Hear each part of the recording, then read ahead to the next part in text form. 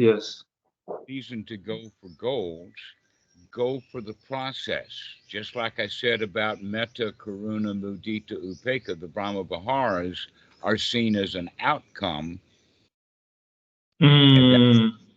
good practice. The good practice is to brighten the mind, to gladden the mind, to remove unwholesome thoughts, to be nurturing to yourself. And by doing that, the natural outcome is going to be metta. Mm.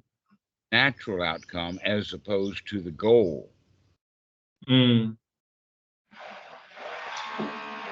Um, just so I understand the nuances, is how is making the unwholesome to wholesome not a goal?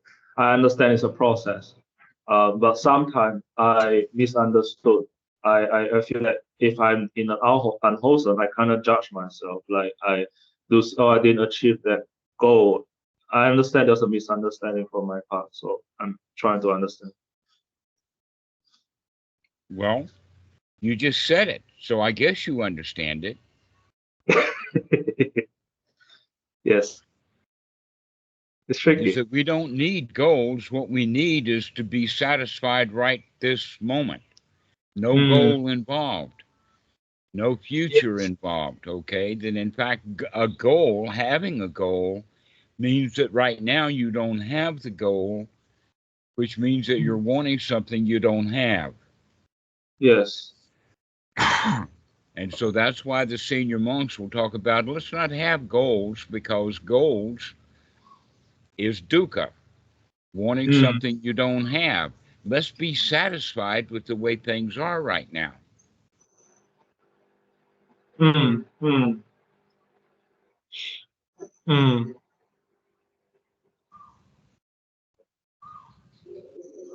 It kind of sounds like when Buddha was enlightened, he doesn't have a goal. It's just he He was in a gave up process. that goal. That's the whole point. Was that he strived and he strived and he strived to get the goal to be enlightened or whatever like that, and then he gave up the goal.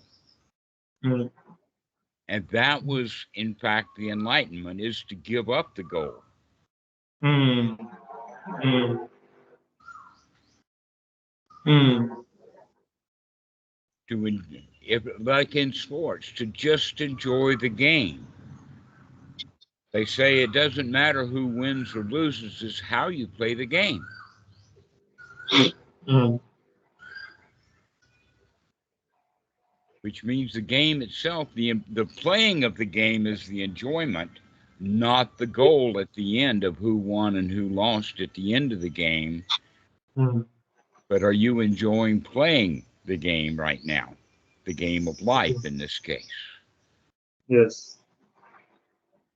You've heard the old joke maybe that in life, who wins and who loses is the guy who wins is the guy who dies with the most toys. Yes. Yeah. Instead of looking at how much he enjoyed playing with the toys he had. Yes. It makes so much sense because I realized over the past weeks or months, every time I had this sense of dissatisfaction, is because my mind just slipped into this wanting to achieve this goal. But when I stop thinking about the goal, focus on the process, it's very easy to get out of dissatisfaction. It's just Hmm. It's easy to bring in satisfaction when we see that, oh, I wanted a goal. I want to be enlightened. Don't try to be enlightened. Enjoy yourself instead. Be satisfied with what you have. mm, mm, mm. Yes, yes.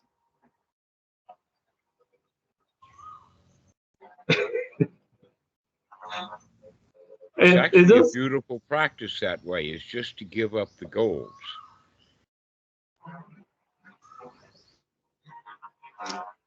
someone told me this, and I don't really have a clear answer, but it makes sense. He said that I said something about suffering is not getting what it's not getting what you want. And then he also said, suffering sometimes is also getting what you want. And it got me thinking, it's like the goal may be a delusion. I don't know, it's All funny. right. That's the problem, is the word suffering. A much better definition is the word dissatisfaction. And often we get what we want, but we're dissatisfied. Yes. Even when we get what we want. Part of that would be the thought of, oh, I've hurt somebody to get this. And so even though I've gotten the object that I wanted, I'm still dissatisfied. Wanting the object was dissatisfying, and now getting the object is dissatisfying. And now you got to keep the object to make sure that nobody steals it from you. And so you're dissatisfied while you've got the object. And then you lose it, and now you're really dissatisfied. Oh, poor me, I lost that thing that I wanted.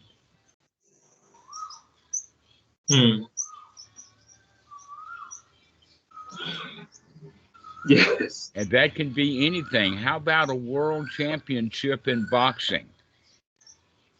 Muhammad Ali, he wanted that title. He got the title, and then he lost it. And he didn't like that a lot.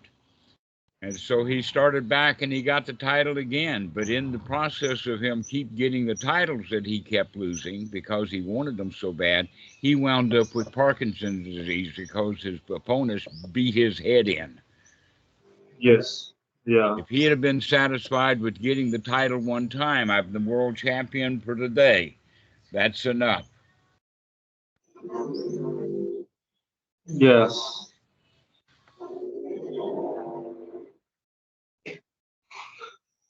So if we want something and we get it, then we want to keep it. And we're going to lose it.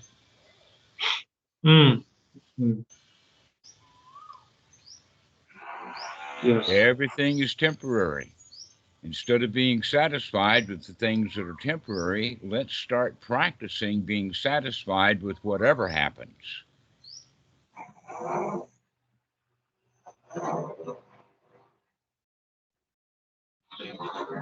That's the practice, is just to be satisfied with whatever's happening right now.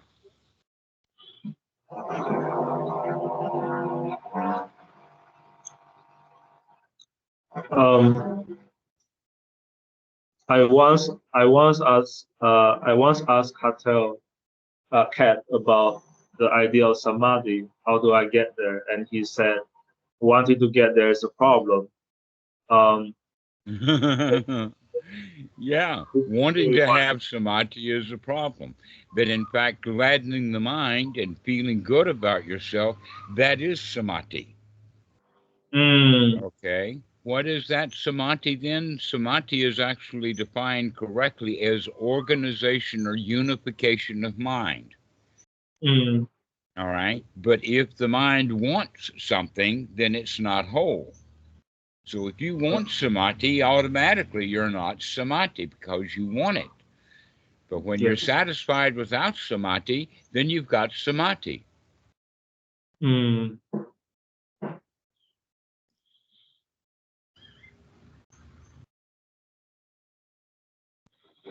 You've got unification of mind when you're satisfied and whole and everything is normal. But when you want satisfying, when you want to be satisfied, when you want to have samadhi, then you're wanting something you don't have and you're dissatisfied. The mind is divided. It's divided between what it is and what it wants.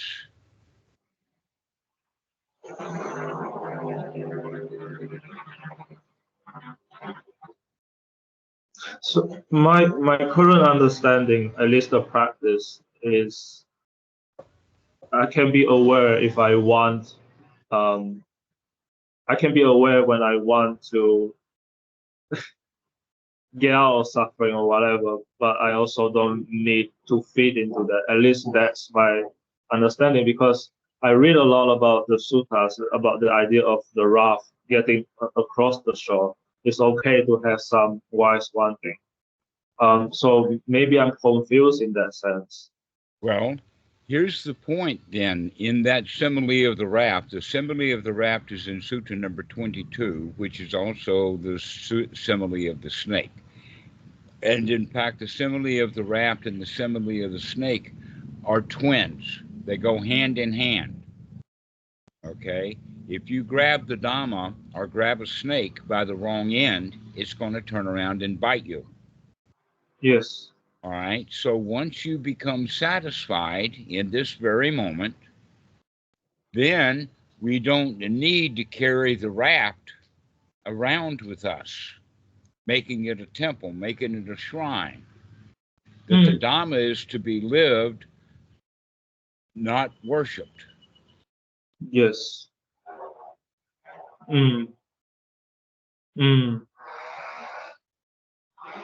I completely agree with not carrying the raft, but shouldn't we at least use the raft before we get there? Well, that would be then the practice of gladdening the mind. The practice of gladdening the mind, refreshing the mind, making the mind satisfied. And once the mind is satisfied, keep that satisfaction. But we don't have to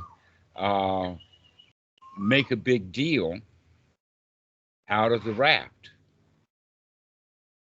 And in fact, that's a good point about why people will practice for hours and hours every day, year after year after year after year. They're still carrying the raft.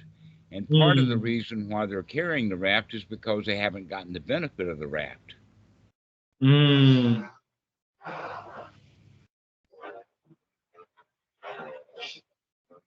have not gotten the benefit of the raft. Okay, so let's use this analogy with it. When a musician is learning a new piece of music, he practices it slowly. Yes. To make sure that he's got the fingering correct, making sure that he's got every note correct. And then he speeds it up. Okay. And after the practice session, he goes out to perform it. But there's a stage beyond that, and that is that when he learns that music so well, he doesn't have to think about it or practice it anymore, or he doesn't have to think about the audience and doing it correctly for the audience, which is the performance. Rather, he's just sitting there playing. He's just having fun. Yes. Okay, so that's what it means by not carrying the raft around, is that we move from practice, which we do in the beginning, and then we go out in the world and we practice or perform the Dhamma. But once we get very good at the Dhamma, now it's very playful. You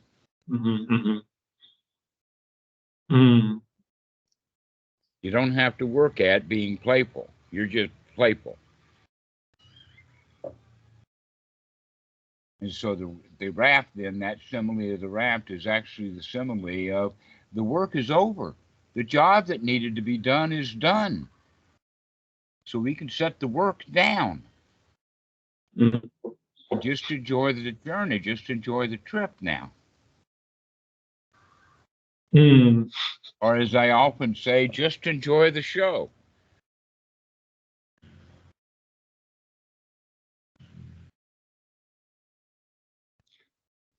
We're no longer a performer. We're an observer. We just watch. We just enjoy the show. We get off stage. We're no longer a performer. Don't have to show off for anybody. It doesn't matter what. Just enjoy your life. Just enjoy the show. So that's what the simile of the raft means. Thanks for asking. That's a good point. Thank you for answering. It also sounds like enjoying the show is also enjoying what kind of, because I've been thinking about my emotions a lot lately. Something about this idea of just observe whatever's coming out. Like if as in like I become the witness and then not really identify with it. Would that be the same analogy? Yes. Mm-hmm. Yes, just enjoy the show, just enjoy the music. I don't have to be the owner of the stage. I don't have to be the stage manager. Just enjoy the show. Taking that identification out of it. I don't own this place. I'm just visiting.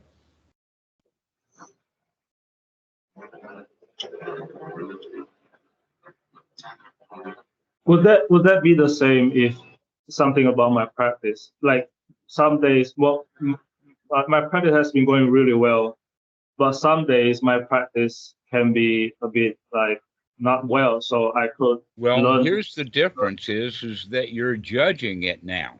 Instead of Yes. saying, oh, it's not going well, we can just say, oh, never mind, start again. Yes. Yes. Just enjoy what you've got right now instead of comparing it with what you had yesterday. Yes. It's like keep coming back to this moment. Like just come right back to this particular moment. That's all we have to do. Okay. I think I got it now. All right. Well, we'll talk to you later then. Glad to see you again. Glad to see you, Dhammarato. Thank you. Okay. All right. Bye-bye. Bye-bye.